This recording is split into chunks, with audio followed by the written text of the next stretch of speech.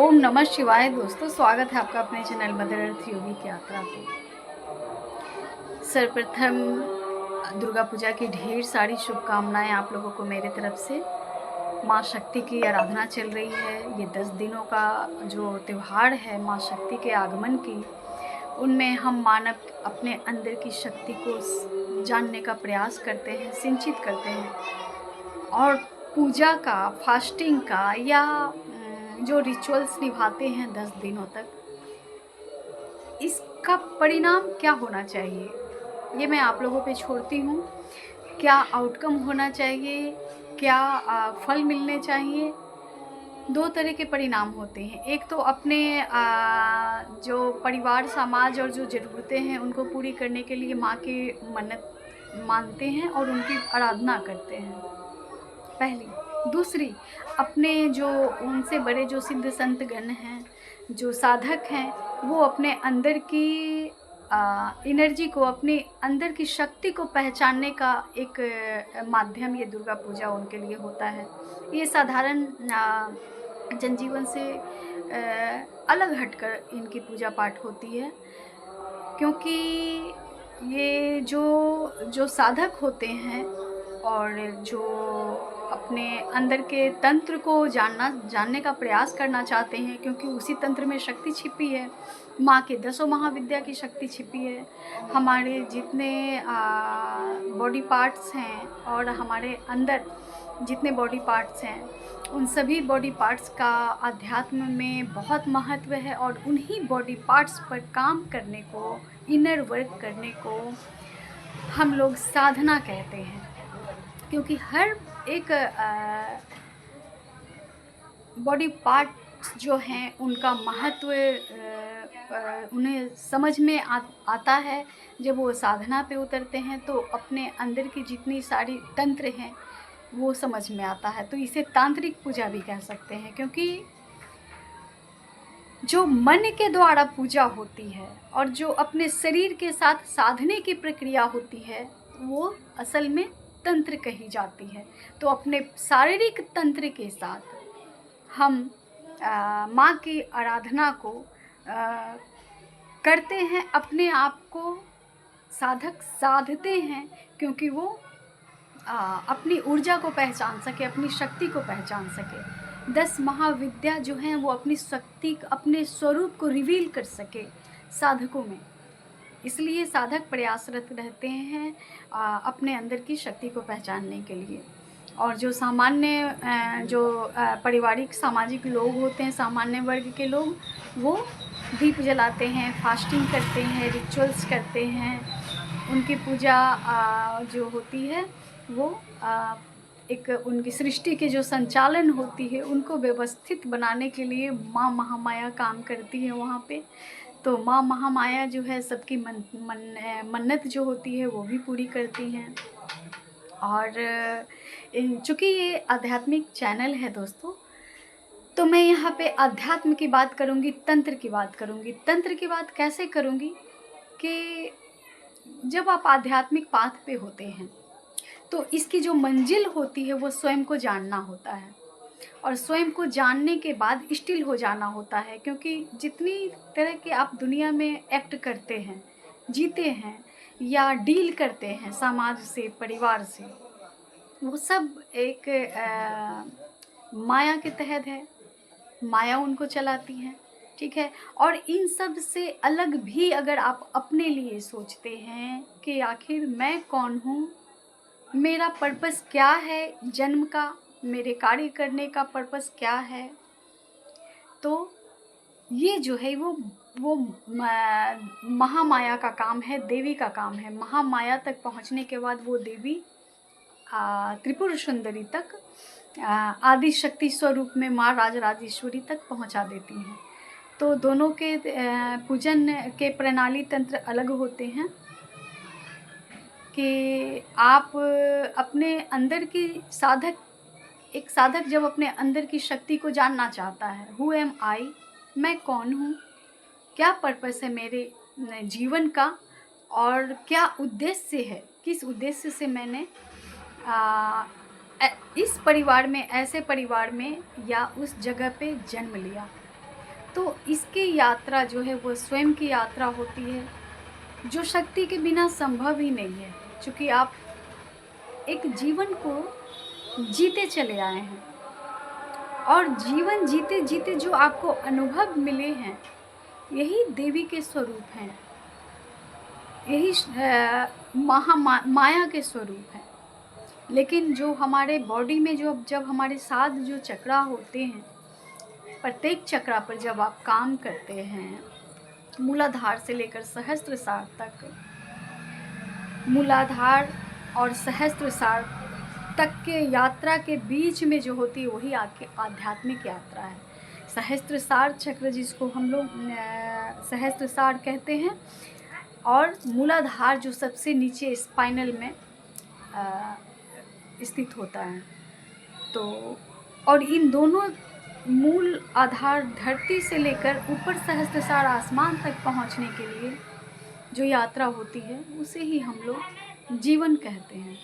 तो एक बहुत अच्छा ये एक साधन है, एक ह्यूमन बॉडी में रहकर स्वयं को जानने की, स्वयं के शक्ति से परिचित होने के लिए ये दुर्गा पूजा बहुत बेस्ट समय होता है। जो 9 दिनों के उपवास और मौन साधना, सबसे इसमें इम्पॉर्टेंट है कि मौन साधना रहना, रिचुअल्स में न फंसकर मौन, जो भी रिचुअल्स कर रहे हैं वो रिचुअल्स करते हुए मौन रहकर जो साधना की जाती है, तो वो अपने आप के लिए आपकी शक्ति को भी उजागर करती हैं, आपको बतलाती हैं कि आप कौन हो, आप में कितनी सारी शक्तियाँ हैं। तो आध्यात्मिक यात्रा पर जो है वो जितने भी रिचुअल्स होते हैं हमारे हिंदू धर्म में, उस एक एक रिचुअल्स का बहुत महत्व है और प्रत्येक रिचुअल्स का महत्व है। जैसे 4 ऋतु का महत्व है, अपने देश काल परिस्थिति के अनुसार हर एक रिचुअल्स का महत्व है। तो दुर्गा पूजा अपने शक्ति को सिंचित करने का समय है 10 दिन, जिसमें रिचुअल से अगर अब हम लोग अलग हट जाते हैं थोड़े से, तो मौन साधना, इनर वर्क और अपने चक्रा को अलाइन करने के लिए चक्रा मेडिटेशन करने का बहुत अच्छा साधन है। और ये यात्रा जो है वो आध्यात्म की यात्रा है। तो आइए इस आध्यात्म की यात्रा में चलते चलते अगर एक साधक के मन में प्रश्न आते हैं तो उसके क्या जवाब होते हैं, ये ब्रह्म के द्वारा ये हम लोग आज सुनते हैं। क्योंकि आज मुझे मौका मिला कि मैं अपनी डायरी को खोलूं और खोल के पढूं आप लोगों के सामने। तो आइए जानते हैं, इसे समझते हैं थोड़े से कि ब्रह्म के जो है जवाब क्या होते हैं और साधक की यात्रा क्या होती है। चूँकि ये साधना के दौरान मेरे द्वारा लिखी गई ये सारी अनुभूतियाँ थीं और सारे जवाब मेरे अंदर मेरे शिव दे रहे थे, मेरी शक्ति दे रही थी, मेरी माता पिता महादेव और माँ पार्वती सारा जवाब दे रहे थे। तो इस अनुभूति न कहकर ये साधक के लिए, साधक के मार्ग में उनकी अनुभूति के जो जवाब जो उन्हें पक्का करेंगे, ये एकमात्र एक साधन है जिसे मैं आप लोगों के समक्ष इसे आज सुनाती हूँ आप लोगों को। तो चलिए,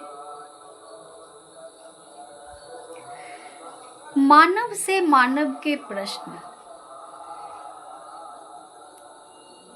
साथ चलने की जद्दोजहद की यात्रा, या तुम से मैं से तुम की यात्रा, या मैं से कौन के प्रश्न, मैं कौन के उत्तर की यात्रा, या यात्रा में तुम कौन के प्रश्न, या पुनः मैं क्यों के प्रश्न की यात्रा।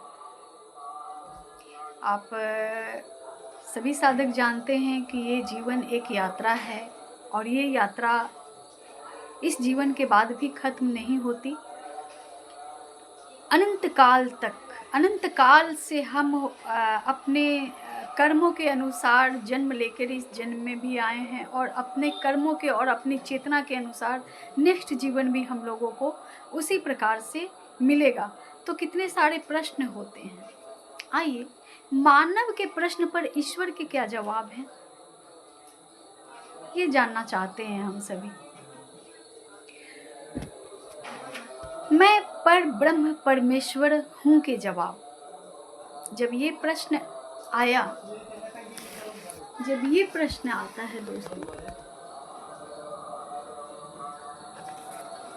जब ये प्रश्न आया, साथ चलने के जद्दोजहद की यात्रा, या तुमसे मैं से तुम की यात्रा, या मैं कौन के प्रश्न, मैं कौन के उत्तर की यात्रा, या यात्रा में तुम कौन के प्रश्न, और या पुनः मैं क्यों के प्रश्न की यात्रा। तो पार ब्रह्म परमेश्वर के जो जवाब होते हैं मानव के, वो क्या देते हैं एक साधक के। मैं पार ब्रह्म परमेश्वर हूँ के जवाब, तुम ब्रह्म अंश हो के जवाब। मेरे तुम कौन के प्रश्न पर तुम जिद्दी अहंकारी दृष्टिहीन पुराने ढर्रों को नहीं बदलने वाले, स्वयं स्थापित मैं में खो जाने वाले इंसान। मैं तेरी हर उलझन सुलझाने को तत्पर खड़ा, मैं तेरी सारी समस्या जड़ से मिटाने वाला परमेश्वर, और तुम मुझे नज़रअंदाज करते मानव। देर है तो तुझ में मैं निर्विकल्प चिदाकाश निरीह तेरे इंतजार में खड़ा ही मिलूंगा। 84 में घूमने की इच्छा रखता है तो घूम आ, मैं यहाँ हूँ यहीं मिलूंगा। लेकिन याद रख, और न जाने कितनी जिंदगियों से तू खेलेगा, और मैं लगा हूँ निरंतर जीवन बनाने में और संवारने में। इस कर्म कुकर्म का भुगतान तो तुझे ही करना है। तेरे द्वारा नष्ट की गई जीवन की संभावनाएं अपना रास्ता तो ढूंढ लेंगी। इसमें भी कई जन्मों का, कई आत्मा का बलि जो तेरे द्वारा तेरे ना समझी से लिया जा रहा है, वो दूसरे भी भुगतेंगे, और तुझे तो भुगतना ही है। इसमें नुकसान मेरा है, यानी ब्रह्म का है। तू मुझे ही नुकसान पहुंचाने में लगा है। जा, अभी तू घूम। ये मानव के जो प्रश्न उठते हैं, मैं कौन की यात्रा, तो एक जनरल मानव के लिए क्या प्रश्न होते हैं, उन्हें ईश्वर क्या बतला रहे हैं कि मैं हमेशा से यही था, और जब तू दिल से पुकारेगा तो तुझे अभी यही मिलूंगा। लेकिन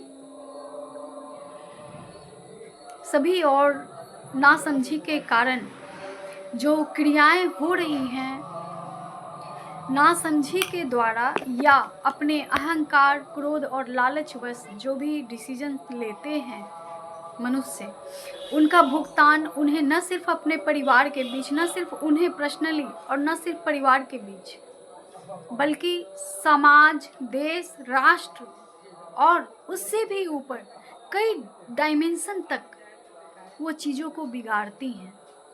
तो सबसे बड़ी गलती और दोषी हमारी चेतना में न लौटने की है कि हम कब चैतन्य से मिलेंगे, कब अपनी चेतना में लौटेंगे, यानी अपनी शक्ति को कब पहचानेंगे कि हम मानव क्या हैं।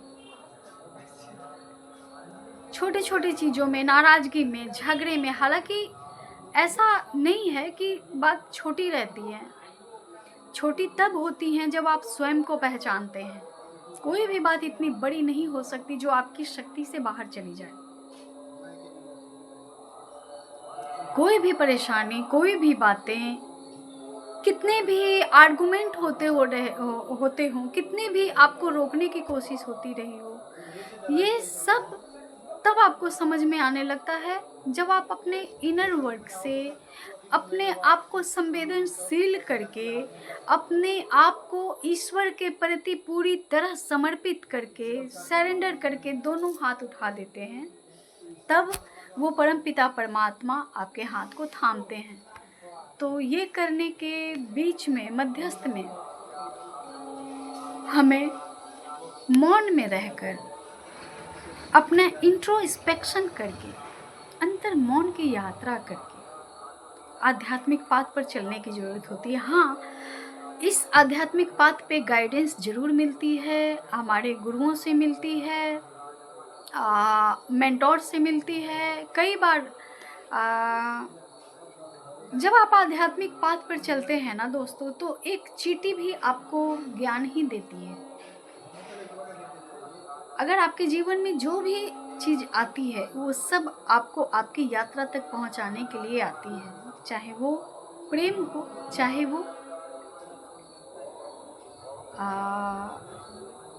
बहुत वियर्ड माहौल हो, वो सब आपके अंतोगत्वा आपके गंतव्य तक पहुंचाने के लिए। लेकिन ये जानने के लिए हमें क्या करना होगा? हमें अपने भीतर की शक्ति को जानना होगा। शक्ति को जानने के लिए क्या करना होगा? शक्ति को जानने के लिए अपने अंदर के शिव तत्व को जानना होगा, हमारी आत्मा को जानना होगा। हमारे आत्मा में शिव का वास है। सूर्य जो है हमारी आत्मा में है और आत्मा ही सूर्य है, प्रकाश है। जब ये हृदय प्रकाशित होता है तो परम पिता, इसका मतलब है आपको आशीर्वाद दे रहे हैं, आपसे प्रेम करते हैं। तो ये आध्यात्मिक यात्रा मेरी चलती रहेगी और इसी तरह की वार्ता होती रहेंगी। आप लोगों के मन में अगर कोई प्रश्न है तो आप लोग कमेंट कर सकते हैं, कमेंट में लिख सकते हैं। अच्छा लगा हो तो लाइक करें, सब्सक्राइब करें। मिलती हूँ आपसे अपने अगले वीडियो पे। तब तक के लिए ओम नमः शिवाय।